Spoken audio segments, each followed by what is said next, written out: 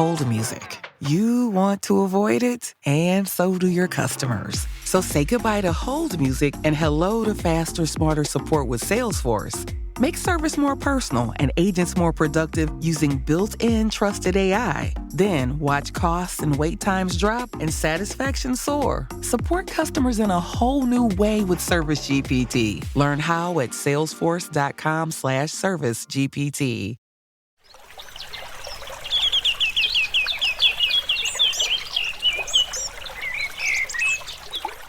Welcome to Nature-Backed podcast of Singular.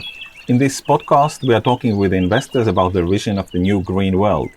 My name is Tarmo Virki, and in this episode, I'm talking with Alex Felman about family offices, how family offices are different from the classical VCs, and what's the investment logic for many family offices. Enjoy the show. Hi, Alex. Thanks for coming to the show. So we're recording this Nature-Backed episode at the Tech Chill in Riga. And I think Riga is your hometown these days, right? Yeah, no, I moved here right before the pandemic in 2002, which was kind of surprising, so to speak. I moved right in January, and I was like, oh, ready. And then all of a sudden the pandemic hit, and I was like, oh, okay, I'm here now. And I'd say it made for an interesting transition, as you could probably imagine. I've been an expat for, I think it's like 13 years for now. I left the US in 2009, and usually this is a fifth country I've lived in. Usually the transition is relatively easy, but moving right before the pandemic, it's even now, close to 2 years later, I almost feel like I haven't quite integrated as much as I would have otherwise, just because of almost the randomness of life, so to speak. It just weird timing. But this is now my home, and it looks like it's going to be my home for the foreseeable future. So looking forward, and honestly, I really like the region. I think it's quite exciting, quite up and coming. A lot happening. There's a lot happening, and I think for me, from a lot of places that I've been in and been part of quite a few different tech communities, I think they have the right mentality here. I think they're very much, in a lot of ways, I think have a little bit of a chip on their shoulder, have a kind of a small country mentality of like, hey, we need to make our mark on the world. Let's go get it. Honestly, if we don't get it ourselves, like no one's gonna give it to us. And I think that's highly necessary in the tech space. You need to kind of have this mentality of like, oh, no one's gonna give this to us. We need to go take it. And I think that's very vibrant here, so that's quite exciting. And there's a lot of other kind of, I know that's not the purpose of this talk, but I think there's a lot of other reasons that it's actually quite interesting. And I think I'm actually speaking on that topic next week. I'm going to an event in Vienna, and I think that's going to be one of the topics of why Eastern Europe, why the Baltics, etc. in terms of investments. So, but yeah, I like it, and I'm quite excited. Tell a few words about your background. I mean, you're from US originally. Yeah. So. I'll try to keep this short because I have quite a broad background, but originally I'm an American. I'm from New York. And on a high level, I do kind of three different things. Been a serial entrepreneur. I'm not going to focus too much on that in the context, but we're running a couple different things. The second thing, which I think is quite relevant for this conversation, is my family has a family office. For people who don't really know what that is, it's essentially an investment firm of family money, so it's private wealth. And we're actually quite unique in what we do there. And we're unique in the sense of we have both our own family office, so my personal family that started with my father, my uncles are involved, and etc. Now my sister's actually got involved relatively recently. But we also have a multifamily office, which means we work with other families around the globe. And where we're unique, there are a lot of multifamily setups, but where I would say we're quite unique is we act almost like a corporate venture capital as a service for these family businesses. So almost all the families we work with are still actually active in the core businesses that they work for. And just for whatever reason, they don't have kind of an internal CVC. And so we act as almost like an outsourced CVC for these families. And that really kind of changes the way we look at investments, because we're really looking for strategic investments the families can use in their core businesses. And I think, let's say, particularly in the context of kind of this conversation, I think it really brings itself out towards impact because, let's say, a lot of them are looking for these types of potentially impact-related things, and we can kind of dive into specifics later, because they actually need to do that for their businesses. It's not necessarily, let's say, for the, philosophy of it or the values, or it's no, actually, I'll give you an example. We work with families in the energy space. They have to go through the energy transition. Like just that's the nature of, I think most people, for example, who are in oil and gas see the writing on the wall. They kind of know if they want to stay in the energy space in the future, they're going to have to do the energy transition. We're helping them find opportunities that help them do that, just as one kind of example. And I think that's quite different than let's say, other types of investors who you might see, other investors in the impact space who are like, oh, we want to make a better world, so we're going to kind of invest in it, where we're looking at like, oh no, I actually strongly believe that most companies moving forward will have to be very kind of impact or environmentally oriented with the way that you do business. So we're seeing that play out real time for these companies. And that's really how we're looking. And I don't know, I guess a different part of that is kind of where I tend to fit in. My background is actually in biochemistry and the deep sciences. And so I really look at some of the clean tech.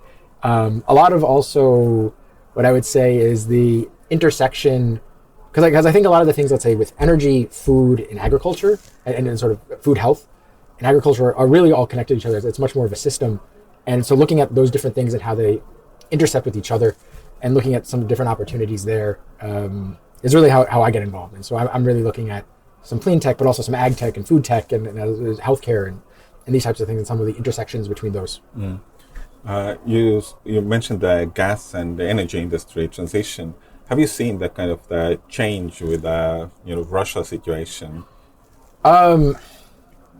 So I would say just in the nature, short answer is not really.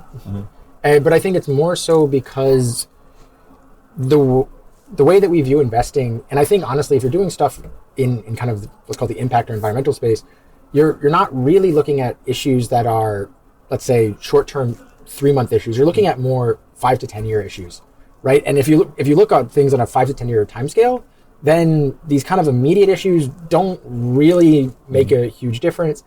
Maybe, but to be honest, I haven't seen it. Maybe it will kind of, in the same way that, let's say, COVID accelerated a lot of digital transformation. So you might start to see that, like, let's say, plans that some of these people, not to say that I've seen this, but I could imagine this playing itself out, that plans that these people already had for energy transition, all of a sudden they go, hey, let's put on the gas. Yeah. Let's push it a little bit more. I think to a certain extent, right? It's we thought we had 5 to 10 years to do this, and now we realize maybe we have a year to do this. But that's kind of the practicality, right? Exactly. And I think this is always a thing, not necessarily just our businesses, but I think in general, right? If you have an established business, there's always kind of this balance of, well, we have things that are making money today, and we still, if we don't continue to nurture them, then those things will kind of, the revenue we're gaining will kind of disappear. But we also, let's say, see the writing on the wall and have to prepare for the future. So how do you balance that, right? How do we balance of, like, maybe we're making billions of dollars out of oil and gas today, but we know that long term, we're probably not going to be able to do that. But if we kind of say, take our foot off the gas of oil and gas at the moment, no pun intended, then we won't be making billions of dollars today. And that's a juggling act, right? But I think a lot of them sort of know, and they're diversifying their assets into more, sustainable types of forms of energy. And I think it'd be silly to say that, let's say, these types of players don't see the writing on the wall. No, they're well aware of where things are going. Right? Does the nature of the family office, is it in a way different from the classical investment firm? Does the word family bring something into it which is not there for maybe purely capitalistic VC? Not necessarily. So yes and no. I think that the answer to that question is yes and no. And I think on a certain level, different things. One, I think in a lot of ways, because it's family, you're actually dealing with real individuals. And with the fact that you're dealing with individuals, you have a much greater, let's say, variety of structures of how the actual company is structured, right? Whereas, let's say, VCs, generally speaking, if you go from one VC to another VC, the actual structure is pretty similar and relatively standardized because it's an institution. There's kind of standards that they go to, right? And I would kind of argue at this point, most of them look more or less the same. There's a bit of innovation, but not so much. Families are kind of like, it's my own money, so I'm going to run this however I decide to run it. And I think that's actually, in a certain way, kind of interesting because I think you're actually getting more of the innovation there because they have the ability of, well, if something goes wrong, like I made a mistake and I'm the one who has to kind of deal with it. So, that's what happens, where I don't think you can really do that, let's say, as a VC that takes other people's money. Because if something goes wrong, I mean, depending on how bad it gets, you might even get lawsuit. It's a much bigger mess. Yeah. Right. And it's sort of, you don't have that responsibility in the same way. I mean, certainly, yes, you're responsible for your own money, but on the same time, especially as an American, right? I also have the individual freedom to kind of use that money as I see fit. So I think that's kind of one aspect of people like to think of family offices as kind of like one lump group that we go, oh yeah, we can just kind of approach family offices. And you start to realize, like, let's say, in the same way that every family is very different, every family office is very, very different, right? And you're just seeing that play out in the finance space. So I think that's one thing. I think, and this is, let's say, slightly more of a generalization, but I do think on the whole, especially I like to tend to think that there tend to be, on a high level, relatively two types of family offices. One that are more, let's say, finance oriented, and one that are more entrepreneurial oriented.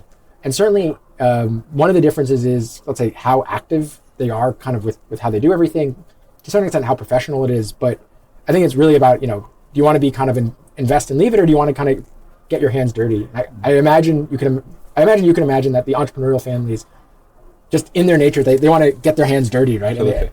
And they want to do that. And I forgot where I was going with this thread, but I think that's one of the big differences. And I think generally speaking as well, with the entrepreneurial families, their time horizons, I think, are much more different than I think a lot of investors, right? And with that in mind, right, if you're looking at a fund by definition has like a fixed term, whatever it is. Usually it's 10 years with a couple of like add-ons to get out, but whatever they decide, they tell their investors, we're in for this long, we're getting out, and that's it. And I think a lot of families aren't that way. They're sort of, especially if we're looking into like these types of issues, they go, especially my family, for example, we tend to invest till exit. And I mean, that could be 5 years, that could be 15 years, that could be 20 years, right? And it's just sort of like, oh, do we like this? And if we're like this, we're getting involved and we're going to stay in as it plays out. And I think one of the things that, let's say, that benefits kind of in the context of this is, right, if you're looking at more environmental sustainability issues, we are actually looking at problems that are of these longer timeframes that maybe don't really fit into a more standard kind of VC time frame. And let's say a number of families who are, let's say, interested in investing in this space are more willing to take bets that they kind of know, yeah, I'm just going to sit on this for a decade or plus. And because I know that for this problem to be solved, it might take a decade plus, right? And to say almost no fund can take that. Can take those types of risks, right? I've spoken with a number of funds who have said that that's one of the main problems in a way with our climate and the environment sector, that they have a fixed 10-year time frame. If they don't go in on the year 1, maybe it's the year 3 or 4 when that opportunity is on their table. Right. And then at the year 8, they need to start to figure out what's the quickest way to get out of it. Then there is not really that much time to actually have an impact. Yeah, no, I mean, I think that is one of the issues. It's really interesting because this is one thing that I've sort of thought about, not just with that in general, but just the fact that you are forced to exit at some point, whatever it is, greatly changes the way you think about investing. And you sort of know, like, okay, I need to get out, and honestly, I think it actually hurts you as an investor of having to be like, oh, I need to get out before a certain time, because basically I promised the people who gave me money that they will get money back by a certain date. And that's one of the things around the family office is, let's say, unless you find yourself in a situation where you're like, oh crap, I need the money like now, then you can just sort of ride it out for as long as you think it makes sense to ride it out. And that's something that is really, really different. And I honestly think you make better investment decisions that way, personally, is I think family offices can make better investment decisions because they don't have this constraint that basically says, oh, we need to get out at a certain point, so you can just sort of get out when it's appropriate. It's the same philosophical logic in a way that, if you pitch your startup, maybe you don't always need the exit page on your slide deck, right? That wasn't exactly where I thought you were going with this, but yeah, I'm with you of sort of. If you're building your company for exit, or if you're building your company for the bigger growth or future, or that No, I think sort of what you're getting at, right, is I think about this a lot. Once he brought it up, and I think it's sometimes a good way of framing it. Simon Sinek talked a lot about finite versus infinite games, and very much whether you're playing a finite game or an infinite game, very much changes how you play the game. And I think that's what you're talking about, right? If you're having an exit, you're basically playing a finite game. And so if you're playing a finite game, you have to basically be like, to a certain extent, like, I need to maximize my score, whatever score is in whatever context you're talking about, within a certain time frame, because because that's when the buzzer runs out. So I need to have the highest score before the buzzer runs out. Otherwise, you're out of luck or you lose, or depending on what the analogy is. If you're playing an infinite game, that doesn't really matter. To a certain extent, there isn't really a score. It's sort of like, okay, how can I kind of do the best that I can? What can I do to, let's say, maximize whatever it is you're trying to optimize for? And that could be a lot of different things. It might be money. But I do think, for example, let's say a lot of families, just because of the nature of how they are, like, might not really be optimizing for money. And I think that's a different thing too, right? If you're only trying to optimize for financial gain, then that also, let's say, puts you on a very narrow perspective on let's say, your investment space. But if you're maximizing for other things or multiple things, then it kind of gives you a lot more flexibility to, you start to consider investment opportunities that you wouldn't be considering otherwise. And you might go like, okay, maybe I'm getting slightly less investment returns. Not to say that sometimes let's say, arguments against impact is about that. Not to say that that's the case, but you can say that, oh, I'm getting slightly less here because it actually gives me I see greater value in this other metric that isn't the finance metric, right? And so you can really watch that play itself out. And it just gives you, I'm a big fan of, let's say, optionality, right? It gives you options. Exactly. And instead of narrowing down your options, it opens up your options, and you can really be much more strategic about how you choose to play your options. Is one of the things Am I kind of maybe drawing a too far-reaching conclusion, saying that based on that one could say that for the environmental startups, raising money from family offices could make much more sense than raising money from VCs?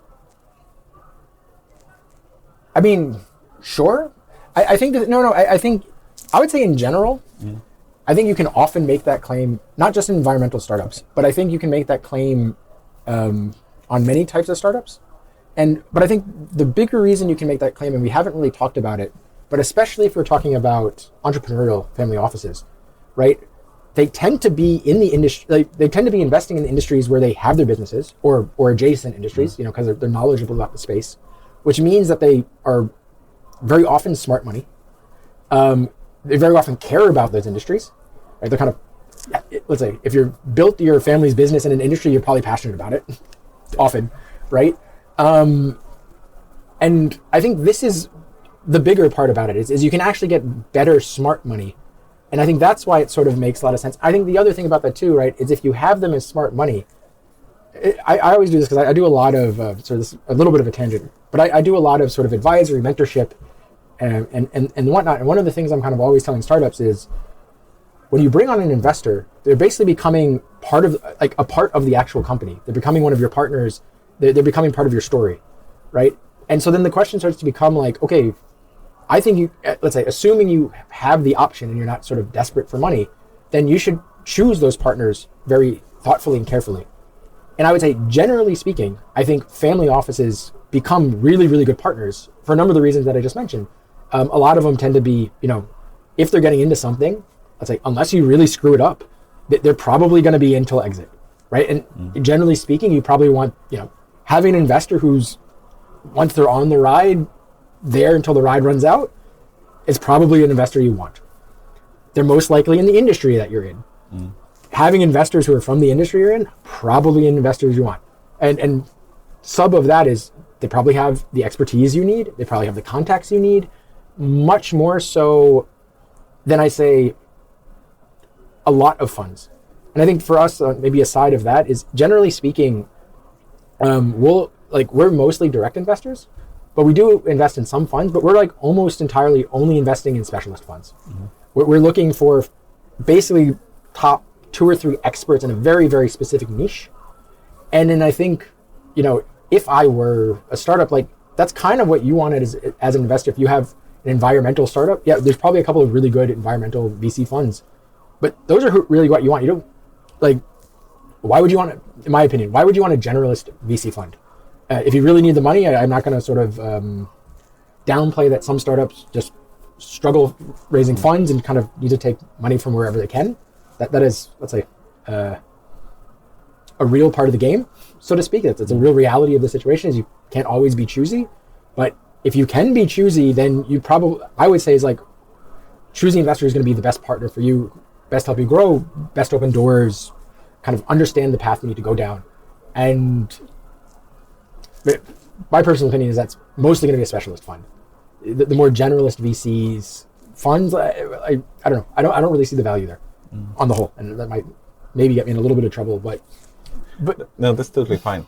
I don't have too much experience with the family offices. Do you guys usually kind of, let's say a startup is raising X amount of money, do you usually, or do you often even go in like fully on that? Or are you part of the, I don't know, syndicates of 5 or 10 different investors?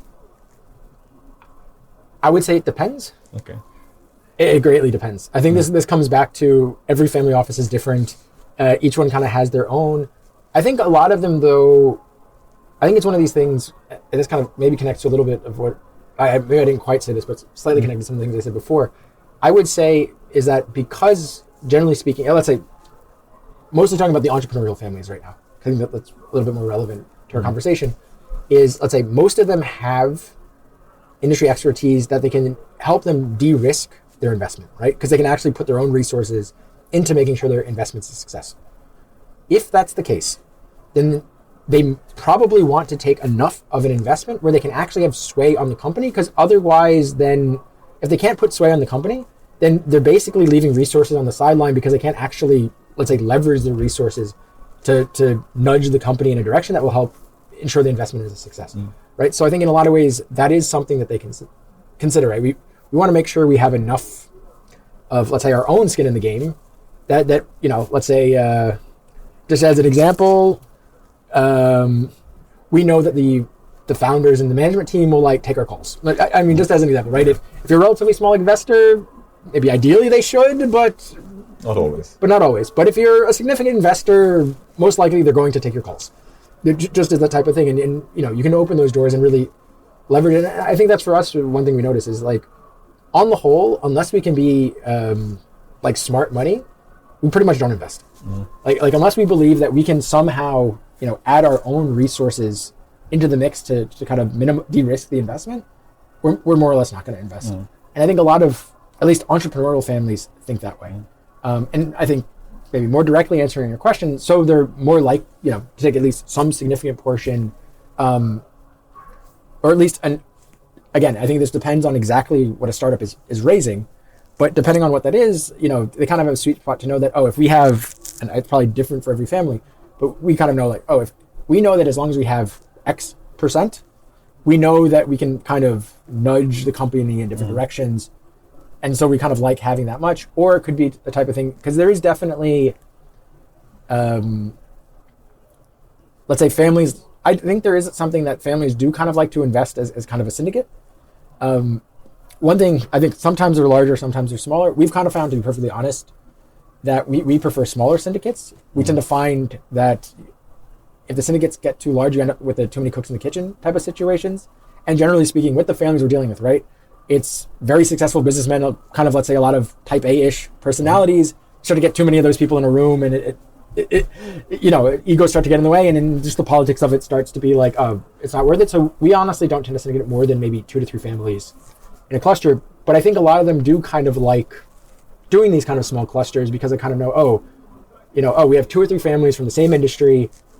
They all have the expertise. You kind of have this comfort level.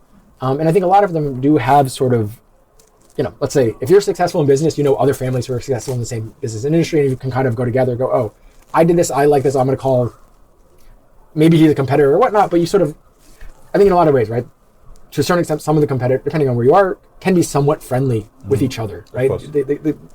I think if you're doing business properly, that kind of tends to be the case, right? You kind of know who the other players are, you kind of are know them at least on some level. On some level and kind of professionally. Yeah. And you can kind of go in with some of those people, right? Assuming you're on good terms. And so I think you do see kind of some syndicates in this way.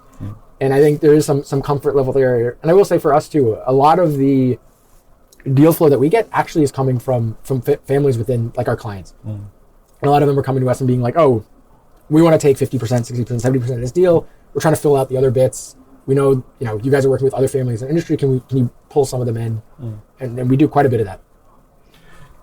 But in those syndicates, are there often, or do you take the venture funds also in, or is it typically the syndicates of families?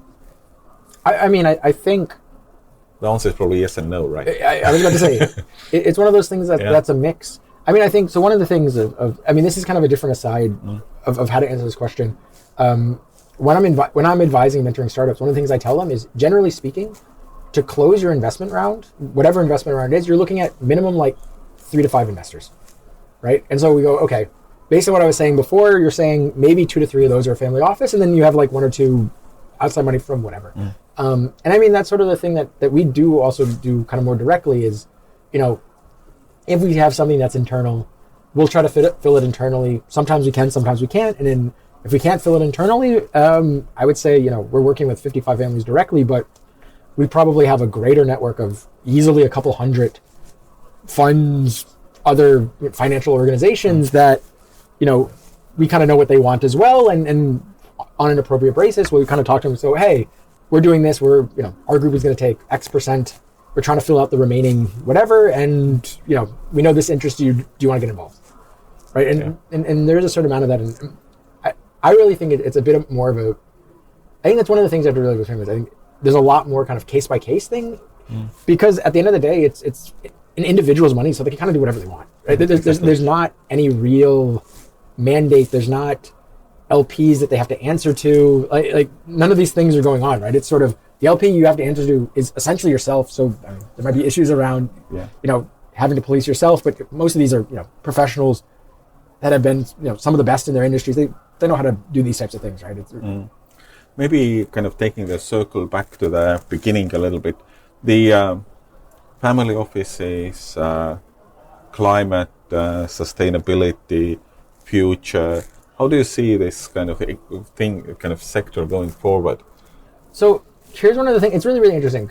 As an aside, I didn't actually think this is where I was going to be going in this conversation, but I think one of the things that I've noticed about kind of the family office is, and I think a lot of people we deal with is, I think a lot of people, at least a lot of the families that we deal with, they actually honestly don't really like, let's say, what I would call the trends around how the space is discussed. And they just basically have said, we just believe this is the right way to do business. And I think you can really break down, depending on what framework you want to use. I think ESG is an okay-ish framework. For example, just to break things down as an example.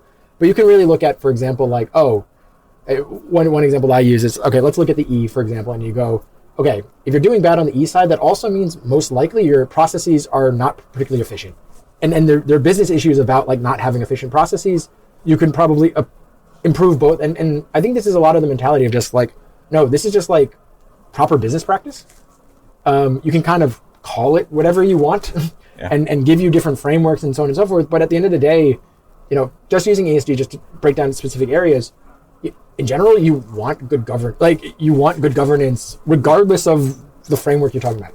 Oh, actually, if you're doing bad for the environment, actually that probably means there's something wrong with your factories or the processes you have in place. And if you fix those, like there's usually a pretty obvious business case for it. And I think it's similar with sort of the society element of like, if you have a bad like in what scenario does a really good business, let's say, have a terrible relationship with society? I mean, you could sort of, I don't know, in the States, one of the businesses like that would be, let's say, the cable companies or whatever, but like they're getting disrupted, like those industries get disrupted probably the fastest out of anyone. Is like all the industries that like people are like, I hate this. Let's fix it. Let's fix it. Excuse me. Yeah. Someone's going to come in and fix that, right? Yeah. And I think for us, and I think that's the thing too, is some of the families we work with, we're talking, you know, at this point it's 3rd, 4th, 5th, maybe they've been running this for hundreds of years. I think they've kind of, let's say, learned those lessons of like, oh, if we want to be in this game for a long time, and I'm not talking about, I heard someone, for example, talk about a lot of companies, you can kind of map out their rise and fall by of how quick they rise is how fast they fall. You can actually sort of map out. That's like kind of the standard thing, right? And so we're looking at now, let's say a lot of the tech companies, a lot of them are getting out of here, you know, even if they're super big within a decade, 15 years, and you go, that's their entire life cycle. And a lot of these companies have realized like, oh no, if we want to be a couple 100-year company, then yeah, we have to be doing these things correctly, regardless of whatever it's called. And I just think a lot of them just sort of see this in ways of like, all right, if we want to be if we think of this game as an infinite game and we want to be in this game infinitely, this is just how we have to play. Yeah. And there's just almost, and if you really think about it, there's almost no other way to play. And at least one of the things that I'm seeing, this is not necessarily from the family side, but in general, is I do think generationally, more and more younger people are sort of demanding that's the way you play. They're basically saying like, oh, we're not going to support companies that don't play in this way. And I would almost argue that that's, generally speaking, quite a good thing. Of just thinking about it, of just like, we're basically establishing, like, we believe these are the proper rules to play the game. And if you don't play by these rules, then you shouldn't be playing. And I was giving a talk about how that I do think that is a little bit of a generational thing. I think younger generations are kind of demanding that. However, I do think, and I was at an event and some of the older generations was kind of, let's say, getting on my case for being an ungrateful younger generational person and blah, blah, blah. But I think part of the reason that I think a lot of these people are able to do that and demand that is because older generations have been able to fix a lot of the basic problems. So we don't actually have to deal with a lot of the basic problems. We're at a point where, for most people on the planet, hunger, not really a big issue. I think that's down to under 1 billion and one of the, shrinking really fast and at the lowest population percentage in the history of humanity. Most people have housing, have clothing. It's most people's basic needs are met. All of a sudden you can start to be like, oh, we're going to demand that you can do all these other things. And then I think kind of tying that back around is, again, these are smart business people. They see and they say, oh, this is the future. Oh, we want to sell these people. Oh, those are the demands of the future. If we want to play this game infinitely, that's what's required to play this game infinitely. So that's how we're going to play. It's I don't know. I almost see it as that simple. Cool. I mean, it's a good point to kind of finish on simplicity. Yeah. I think it very nicely wrapped together the discussion. Thanks, Alex. We'll thank you continue so much, the next time. It sounds good. Thanks. Thank you. Join us again for the next episode. Thank you for listening. If you like the show, please give us a good rating and leave the feedback in your podcast player so others will find it too. We will be back next week. Turn on to Nature-Backed Podcast.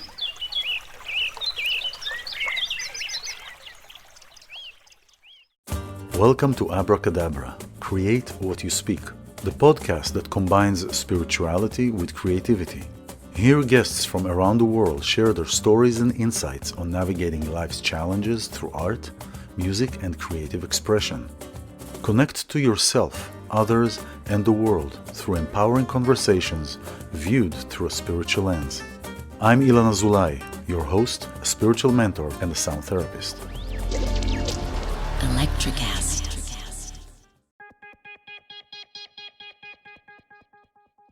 Step inside the marketing mirror to uncover marketing secrets, discover gems, tactics, lessons, and campaigns you can use, next gen or fundamentals. Grab the marketing magic to improve your marketing and win more business.